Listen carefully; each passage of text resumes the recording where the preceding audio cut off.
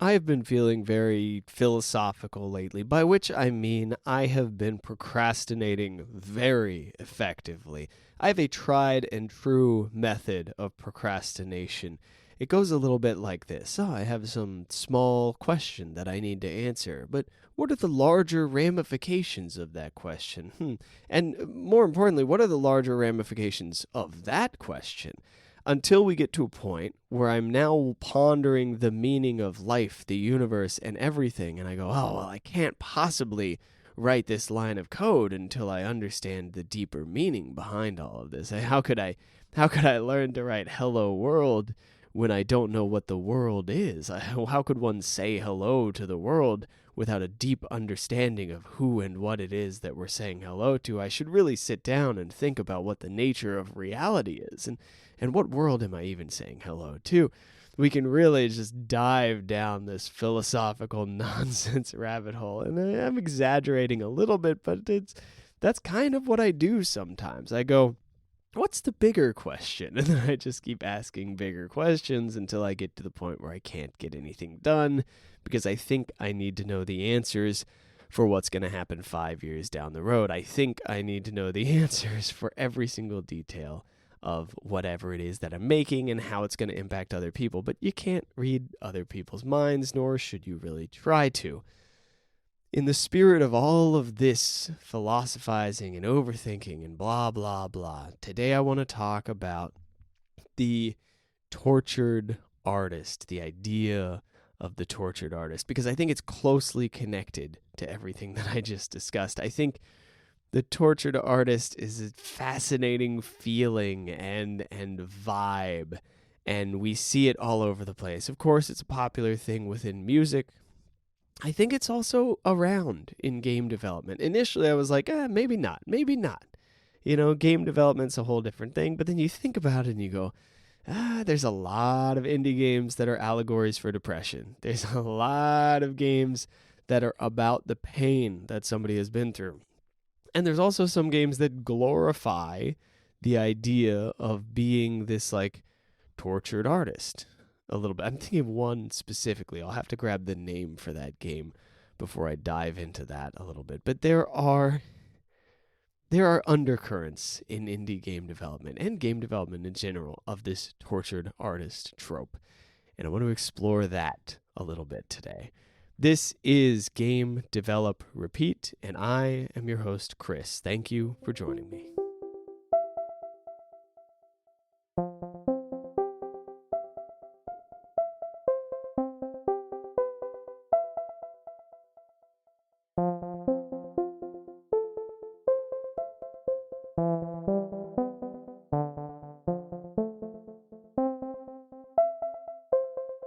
Could we be uncomfortably honest with each other for a second? And then, if we want to, we can go back to lying about this afterwards. Maybe this isn't the case for you. Maybe it's just a me thing, but I'm going to be honest about this. I enjoy being a tortured artist. I enjoy the suffering. I enjoy getting into this deep, dark funk and going, oh, poor, pitiful me. No one will ever understand the depths of my emotional pain. I look at everything bad that's ever happened to me and I go, oh, poor me. But look at how much art I can create from this that no one else could ever create because they haven't had my uniquely awful experiences, and so on and so on. Or maybe I'm just in a funk and I go, oh, I just feel this way and no one will ever. Maybe I can help them understand 1% of what I'm going through, but I am unique and special, and I am suffering in a way that no one else has ever suffered. It's kind of like when you see somebody in a vindictive rage, right? You see somebody in just absolute fury, and you're like, oh, they're kind of enjoying it though. Like they keep making it worse and worse and worse because like the fury just keeps getting stronger and stronger and stronger, and they're just getting madder and madder, and they're so right about absolutely everything. It's like that, but with being a tortured soul. It's such a good, deep, dark funk, and it feels kind of amazing in its own terrible way. Now, it also feels terrible. Let's go back to this. It is terrible. It's awful. And I don't want to invalidate people's feelings when they're suffering from something extremely, genuinely painful. I just want to acknowledge that little part of me that goes, this is dope. Just a little part of me. Just, there's just a little piece. It's not the whole thing. Most of the experience is awful. The vast majority of it is a lot of pain and suffering, but come on, there's just a little piece there, at least for me. And it's hard to acknowledge that because you acknowledge it and it feels like it invalidates everything else, and then it feels like nobody's going to take you seriously, and it's not really something you can tell people. But every time you tell somebody about, like every time I've talked to somebody about this, they're like, oh yeah, no, I know exactly what you're talking about. But it's not something that we like openly talk about because, like, come on, how are we going to keep up the whole dynamic if we openly talk about this? Now, how does this relate to games? I'm going in on this whole thing. What about games, Chris? This is the game portion of the podcast. Well, I don't know that this particular feeling is necessary to make a phenomenal, interesting game, right? I think sometimes people can get into this whole, you have to be a tortured artist to create interesting art thing. Yeah, whatever, fine. Okay. But what I do think is very useful for creating an interesting game is exploring those difficult things in your life and processing them. Now, I don't have that much experience with this in terms of music or game development, but I did write a first draft of a novel once. Very small novel. I wrote a first draft of it and I finished it and I went, oh, I see now what I was working through. I understand why it is that I wrote this novel, and looking at it, I go, oh, okay, this is what I needed. I needed to understand this thing about myself. Cool. And then I was done. I lost all interest in working on it. I was like, okay, cool, great, got what I needed. The end. Done. Finished. And that was a really beautiful experience for me. And I think that is, in some ways, very different from the tortured artist trope. But I played some games that make me go, oh, they were working through something, and they kind of figured it out. I look at Spiritfarer. I look at Celeste. I look at even Stardew Valley. I think that Stardew Valley has this very low-key, quiet, he was working through something, tucked away in there, deep in there. And I could be completely wrong, completely off base. But there's something about like dealing with corporate life and wanting to escape and all of this stuff kind of tucked away in there. And I wonder if he wasn't going through that. I think that so many of these indie darlings are the result of a smaller group of people talking through some stuff that they're all kind of trying to understand. Or even one person working through some stuff and really just getting there. Now, that doesn't mean, and I think that this is extremely important, that does not mean you have to be a tortured artist.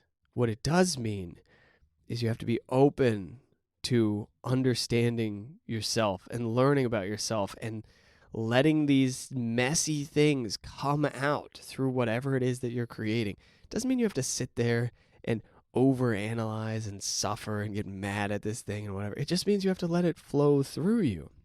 I think these things are almost in opposition. When I see a game where it just feels like something just came out, I don't know how else to express this. It's very unfortunate. I do wish there was a better way to express this, but I hope that you understand what I'm saying.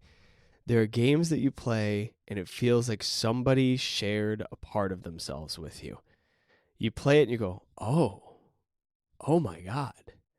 It's like having a heart-to-heart conversation with a close friend late at night, and you didn't totally expect the conversation, and then it comes out, and you get this deeper bond to them. You understand something about their character. You really connect. And sometimes when I'm playing a game, I feel that. Is it an illusion? It could be. It could be a complete and total illusion, but I feel it. And that makes it real enough for me for it to be something beautiful and powerful. What games do that to me? Spiritfarer, Celeste, Stardew Valley. Huge games don't really do that to me, I don't think. A lot of the time, I don't see that magic in a much larger scale project. That's not to say it can't happen. And there are games that hit in a different way, of course. Like Subnautica is one of my favorite games probably ever. And it doesn't do that to me, right? It has a different kind of an impact. But it's still one of my favorite games. There's a specific way that a game hits that makes me think you explored something about yourself and you shared it with me, and I will forever be grateful that you decided to share this with me, even if I didn't fully understand it in the way that you meant it.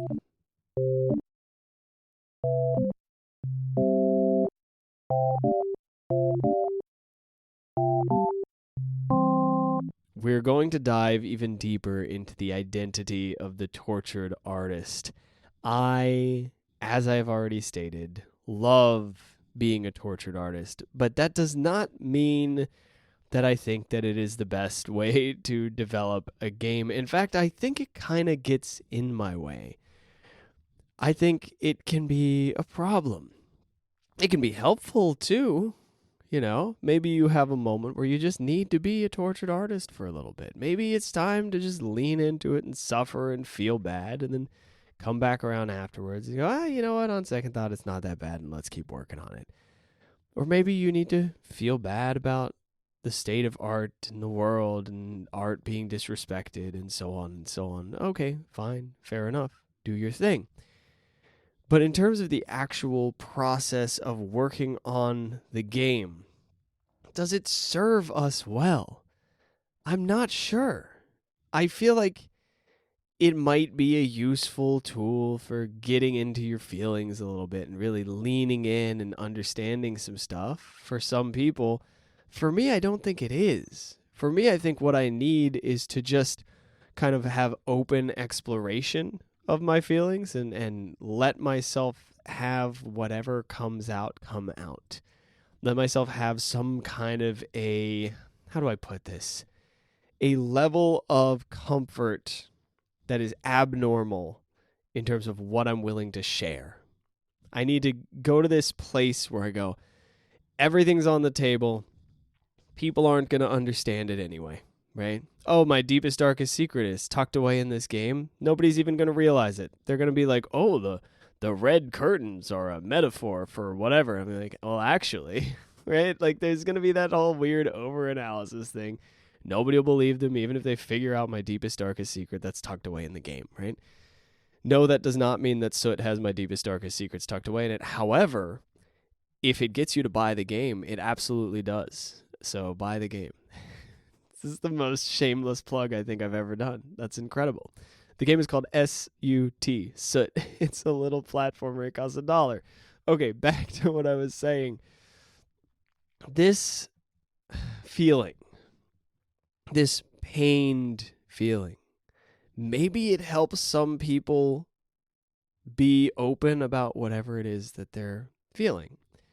Right? Maybe it helps people go, it's so bad that it doesn't matter if anybody sees me have this explosion of emotion, this incredible release of all of these feelings. Maybe that's useful, right? See, now I'm just philosophizing, but we're carrying on anyway. It could be handy if you're somebody who really doesn't want to be vulnerable, who really doesn't want to create things in this space of just like open acknowledgement of all of your feelings. It might be helpful to really dive deep in the whole, my life is, no one understands, pain, right? It could be handy. I don't really think so. Also, you can just make a game that's not about this stuff. You can just make a game that's an arcade-focused game. You can make a game that's focused on, I think the more narrative your game is, the more you could benefit from having a personal connection to the narrative. But a goofier game, right? You could have all sorts of different vibes to whatever it is that you're creating. Not all games are narrative, story-heavy experiences. Some games are just a good time, right? And do you need to be tortured in order to create a good time? Nah, no, I don't think so. How do I put this? Here's another angle on this, and I want people to really listen to what I mean when I say this, which is hard to do. But if you have to suffer so completely in order to make your art, is it worth it? And I want, oh man, I wish that I could convey my feelings about this more effectively. If you have to be miserable to create your art, is it worth it? Some of you are going to default go, yep, absolutely. That's what I would have done back in the day. I would have gone, yep, anything. I'll do anything for my art. But will you live a healthy life for your art? Will you put yourself in a situation where you feel stable and safe enough to explore different creative ideas for the sake of your art? Will you understand yourself enough to safely explore your own feelings for your art? Whenever somebody's like, I'll sacrifice anything for my art, I'm like, ugh, that's the opposite of what you need to do, I think. I don't know. I don't think that good art comes from misery most of the time. I think, well, okay, that's not true. I don't agree with that statement. This is one of those subtle things that's very, very tricky to convey effectively. I don't think that misery is a necessity for good art. I do think that great art often comes from a miserable experience, but that does not mean that it comes from a miserable artist.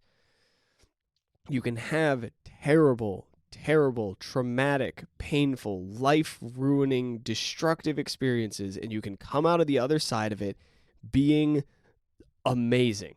You can come out of the other side of it being happy. You can come out of the other side of some terrible stuff wanting to share the beauty that you see in the world despite those terrible things that you've been through. Or you can come out of it wanting to process those terrible things and share the scary things that can happen to you. But you don't have to be miserable while sharing it. You don't have to suffer the whole time that you're creating the art. You can suffer digesting some of those feelings, for sure. You can suffer in the past, and then you can revisit some of that. But if your art is putting you in some kind of danger, if your art is making you so miserable that you are not enjoying your life, you may want to take a step away from it. You know? And I wish I had understood this when I was younger and I was going through my I will sacrifice anything to be good at music phase, which I didn't do. I just played Warcraft 3 instead while feeling bad about not practicing my euphonium. Kind of weird to have a I'll sacrifice anything to be good at euphonium phase, but, whatever. I'm kind of an odd guy sometimes. I wish that I had understood this stuff back then. But I don't think there's anything in the world that could have made me understand this. I don't think I would have come across or come through it and gone, oh yeah, I don't have to suffer to be good at art stuff. For some reason, I just bought into that. I think I bought into it because, let's be maybe a little too honest here. I think I bought into it because I was suffering and I looked at art and I went, oh, that'll fix it. I can use my suffering here. I can work through it here. And I didn't, by the way. That didn't help me. Eventually, writing helped me a little bit, but that's not the main stuff that helped me get out of my miserable suffering. The most important things in my life were paying attention to my own feelings and building a sense of community with other cool people that I like. It's funny how that works. If you connect with other people, it tends to be pretty nice. It's a good thing. But I'm getting off on such a tangent here because I'm just trying to convey this one important idea, which is, to put it very briefly, you don't have to actively suffer to make great art. You don't even have to have a ton of suffering in your past to make great art, though you will have a ton of suffering in your past. That is part of being human. If it hasn't happened yet, it will. Good luck. Maybe it won't be too bad. I wish that it is not too bad for you. But if you have had that suffering, you don't have to continue suffering while making art. Making art can help you process it if you approach it responsibly. And I don't know exactly what that is, and I don't know exactly what that means for you. All I know is that it can help in weird ways, and when it does, it's a beautiful thing. But you don't have to be a tortured, starving artist. In fact, you can just create a stable life for yourself and then make some art whenever you can. And then hopefully build the life that you want to live down the road while not being possessed by this idea that you have to be this specific thing and that it is the only way you will ever be happy, because that is simply not true. That is an illusion that we play on ourselves, and it makes creating things less enjoyable.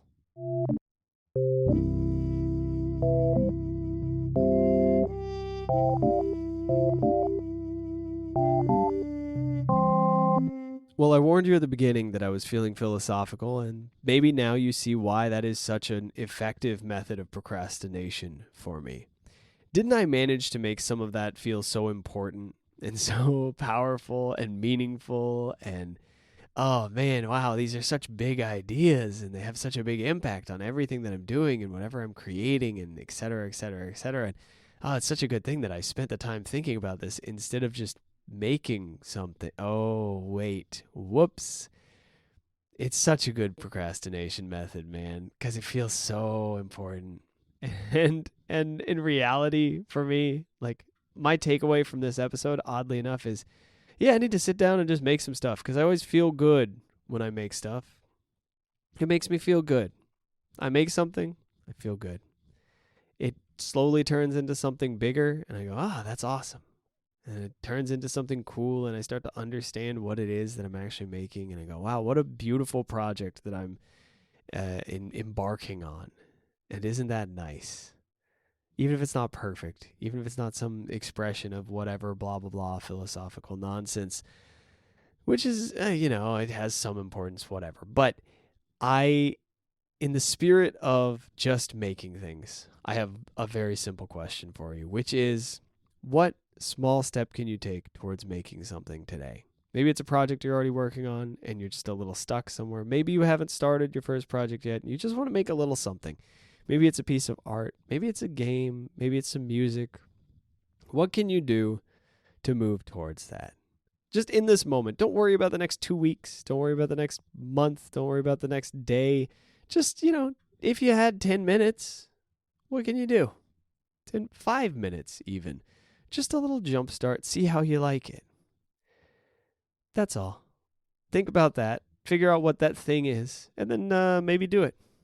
Maybe don't. That's everything that I have for you this week. I will see you next week. Until then, you know what I'm going to say. Get out there, make some stuff, and have fun with it. Even if that fun is a little bit of suffering. Even if part of that fun is going, I'm such a tortured artist. That can be part of the fun too, right? All right, I will see you guys in the next one. Till then, bye-bye.